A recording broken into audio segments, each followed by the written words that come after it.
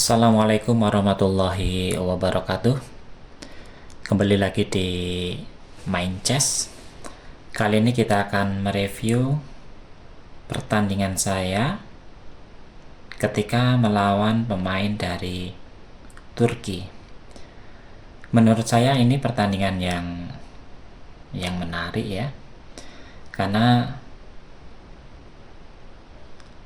dengan pembukaan yang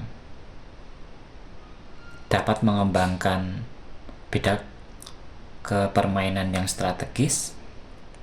Di sini juga saya melakukan skakmat itu dalam posisi yang sangat bagus. Artinya saya menyerang raja secara bertubi-tubi sehingga raja itu tidak dapat bergerak lagi. Oke, kali ini saya di bidak putih dan pemain Turki di bidak hitam. Saya mengawali pembukaan dengan memajukan pion di E4. Sedangkan pemain Turki melakukan pembukaan dan memajukan pion ke B6. Saya mengembangkan menteri saya ke F3. Sedangkan pemain Turki menggunakan fianchetto ya, mengembangkan gajah ke B7. Selanjutnya saya memindahkan kuda ke H3.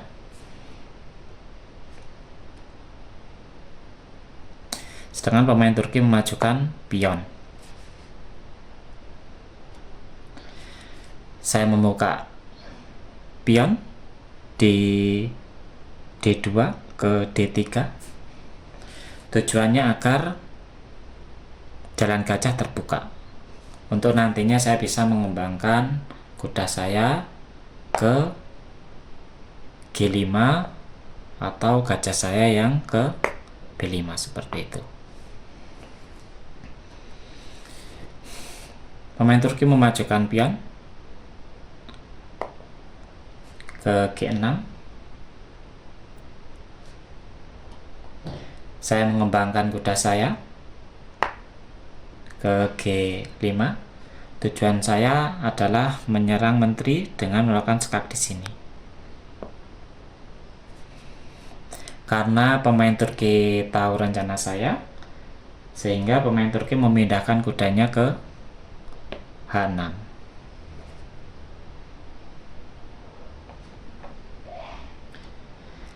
Saya majukan pion ke G4. Pemain Turki memajukan pion ke F5. Nah, ini menurut saya awal kesalahan dari pemain Turki ya. Saya makan pion ini dengan pion di G4. Tentu ini langkah yang sangat bagus. Kalau kita menggunakan ini, itu akan langkah yang salah karena gajah musuh dapat memakan menteri saya. Ya, akhirnya yang saya lakukan adalah memakan pion lawan dengan pion yang di G4.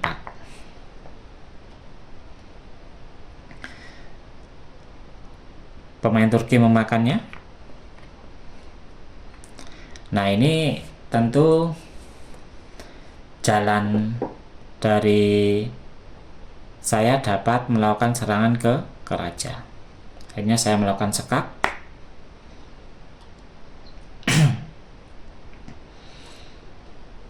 Raja dipindahkan ke E7. Nah, di sini saya membuka kuda ya ke F3. Tujuan saya nanti dapat menyerang raja sekaligus menteri di G5. Tujuan saya seperti itu. Karena pemain Turki ini tahu tujuan saya, hingga akhirnya pemain Turki memindahkan rajanya ke D6.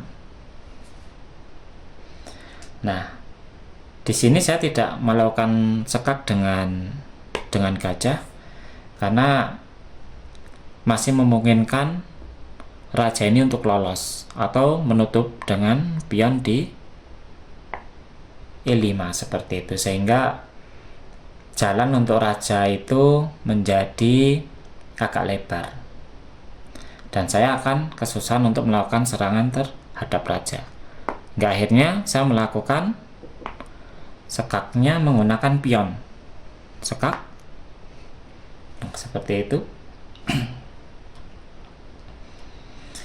Pemain Turki terpancing untuk memakannya, hingga di posisi seperti ini baru saya melakukan sekak.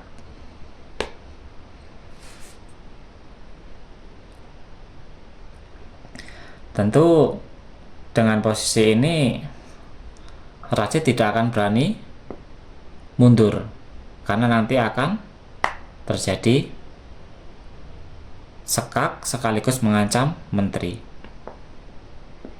Hingga akhirnya pemain Turki memutuskan untuk majukan rajanya ke D4. Tidak berhenti di situ, saya lakukan serangan lanjutan dengan memajukan pion di C3 sekak. Pemain Turki memindahkan rajanya ke C5.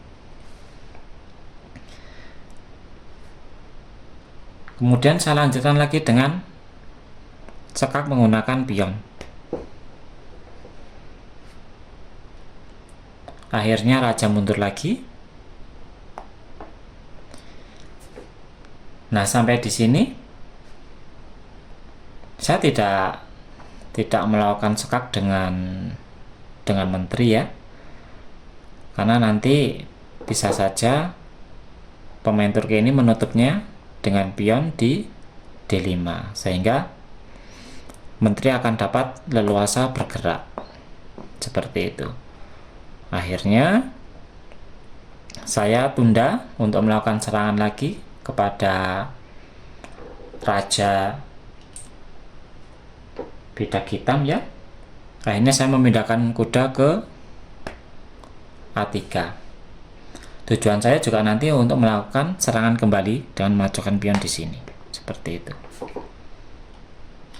Hanya saja di sini pemain Turki mencoba untuk menutup pergerakan dari menteri saya hingga akhirnya pemain Turki memindahkan kudanya di G4.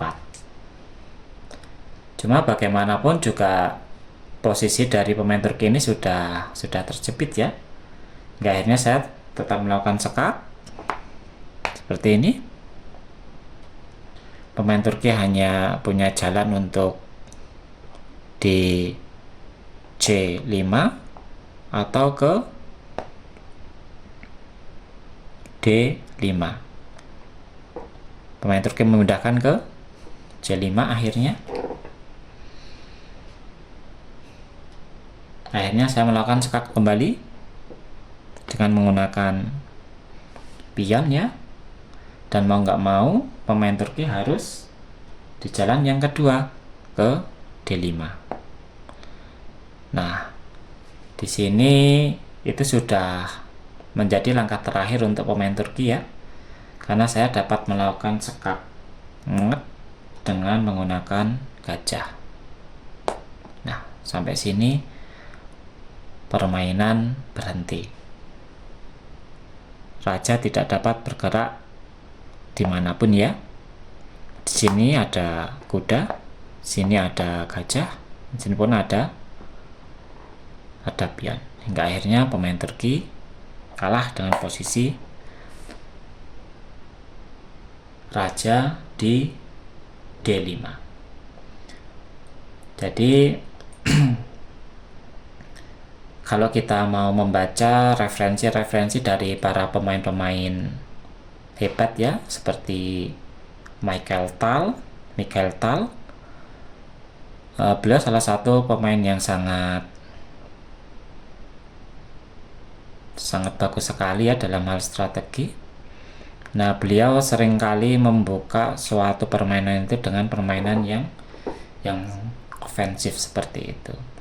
Nah, hanya saja yang kadang menjadi kelemahan pemain itu adalah ketika kita tahu teori-teori pembukaan dalam catur, cuma tidak dapat melakukan pengembangan dalam permainan tengah dan akhir.